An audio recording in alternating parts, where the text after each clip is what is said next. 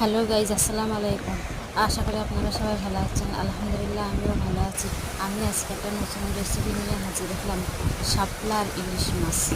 প্রথমে আপনারা দেখতে পেলেন আমি শাপলা নিলাম, শাপলাগুলো এভাবে কেটে নিলাম। কেটে নেওয়ার পরে আমি ইলিশ মাছটাকে এভাবে ভেজে নিলাম। ভেজে নেওয়ার পরে শাপলাগুলো আমি একটু গরম পানি দিয়ে সেদ্ধ করে নিলাম। আপনারা দেখেন এইভাবে হালকা সেদ্ধ করা আছে।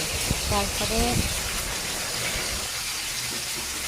দেখতে পাচ্ছেন আপনারা পেঁয়াজ কুচো নিয়ে আর হচ্ছে কাঁচা লঙ্কা কুচো, মাছ তুলে নিয়ে সেই তেলের ভিতরে আমি কাঁচা লঙ্কা আর পেঁয়াজ কুচোটা দিয়ে দিলাম। দিয়ে দেওয়ার পরে এখানে আমি আদা বাটা আর রসুন বাটা দিয়ে দিচ্ছি।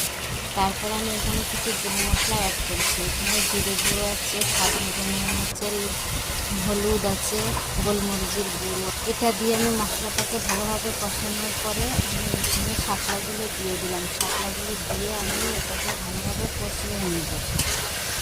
এটাকে আমি 2-3 মিনিট ঢেকে দিলাম। 2-3 মিনিট ঢেকে দেওয়ার পরে এটাকে ঢাকনাটা খুলে আমি এটাকে পানি দিয়ে দিলাম। পানি দিয়ে কিছুক্ষণ আবার ঢেকে দিলাম। ঢেকে দিলে পানিতে যখন বলক উঠে গেছে তখন আমি মাছগুলো দিয়ে দিয়েছি। মাছগুলো দেওয়ার পরে আমি কিছুক্ষণ রাখলাম।